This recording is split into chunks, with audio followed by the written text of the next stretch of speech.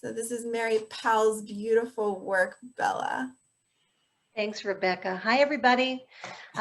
Wonderful to see some familiar faces here, and it's always a thrill to exhibit at Visions. So my thanks to the board, the staff who've organized everything so fantastically. I'm even sipping the tea that was mailed to me from San Diego, so thank you so much for that. So Bella is a little bit of a departure for me, and yet not. She's a black and white portrait, and if you're familiar with my work, you know I do a lot of portraiture. Um, the genesis of the piece is that when I was exhibiting in China a few years ago, I was with a wonderful group of artists there, and 3 of us in the group of 8 discovered that we were Capricorns. So it was me, Sue Dennis, and Sin Chen Lin. So we decided it would be fun at Sin Chen's next exhibition to do a Capricorn exhibit and do goat themed pieces. Well, I don't do goats generally, but I did discover this image online from a wonderful photographer who does calendars and books about goats. So this is Bella, and the image just really is wonderful. Such a sense of humor. I mean, she's got that impudent gaze. She's staring out, kind of asking questions. She's a little bit cheeky. I like that about her. So I had a lot of fun making her. She's 60 inches tall and 36 inches wide because that's what was required for the exhibition. And of course, she's made with cheesecloth, and I'm so delighted to have heard some of the other artists today here say that they are using cheesecloth in their work too. Yay, go team. So thank you for that. While I'm waiting for anyone else who has some questions for you to raise their hands, I'm just going to say how I'm struck that you seem to manipulate the cheesecloth as one would manipulate clay for sculpture. How did you come to working in this way? Do you come from a background in sculpture, for example? No, but that's a great observation. And I have often referenced the fact that what I do is either painting with cheesecloth or sculpting with cheesecloth, because it really is a little bit of both. It's so easy to do. My technique is out for the world to see now in online classes that I've put out there, and complete beginners can take cheesecloth, dampen it with an adhesive, move it around on plastic, and so you're either moving the fibers with a paintbrush, or you're adjusting them and looking for different levels of opacity and transparency with the fibers of the cheesecloth over a dark background.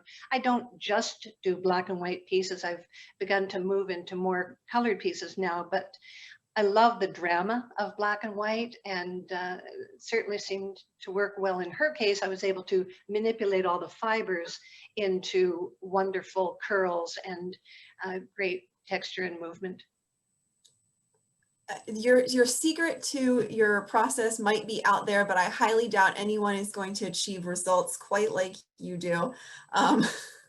Guaranteed, Rebecca. I've been teaching this for 10 years and people have no trouble replicating what I do.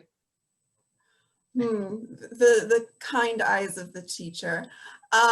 So that, and you touched a little bit on what another question I had, because looking through some of your other work on your website, for example, I see that you do often incorporate color. And so can you tell me a bit about your decision to make Bella a black and white piece without adding any color? The very first piece I made was black and white, and I was struck with the drama of it, and I guess a lot of my admirers were as well. So for many years, I did just make black and white pieces. Then I began to miss color in my work, so I began to sneak it into the background, and then I began to sneak it into the cheesecloth, and now I make my Margaret Atwood pieces completely colored because it's just, I'm a quilter and I love playing with color. This particular piece is based on a black and white photograph, and I saw no need to add color to her curly locks. I thought that the black and white added all the drama that she needed. She wants you to pay attention to her. There's no ignoring that face. I love it as a black and white piece. Wonderful decision. And once again, if anyone else wants to raise their hand and ask a question, but don't worry, I've got plenty. The other question I wanted to ask you a bit about is, I understand that you mold the cheesecloth, but yet this is still a quilt. What can you tell me about the quilting part of your process? That varies from piece to piece. And as a matter of fact, this particular piece doesn't have batting in it. It is backed with felt and stitched through. So it's cheesecloth, black canvas, and felt. And it's just, it didn't require any additional stitching that I thought might pull away from her imagery. It just didn't require the stitching. Some of the pieces do. You know, I did a piece of a radio broadcaster, Peter Zosky, and I quilted the outline of the map of Canada and behind him. So sometimes that's part of the story, but I didn't think in this case that I needed to add a lot of detailed quilting to her. So Rebecca, can I interject a question? please, time? Laura, you should have raised your hand though. Oh, I should have raised my hand, then I could have lowered my own hand. I exert director's privilege. What that's worth. Mary, what I find so astonishing about this is that I have to keep reminding myself that it's not real.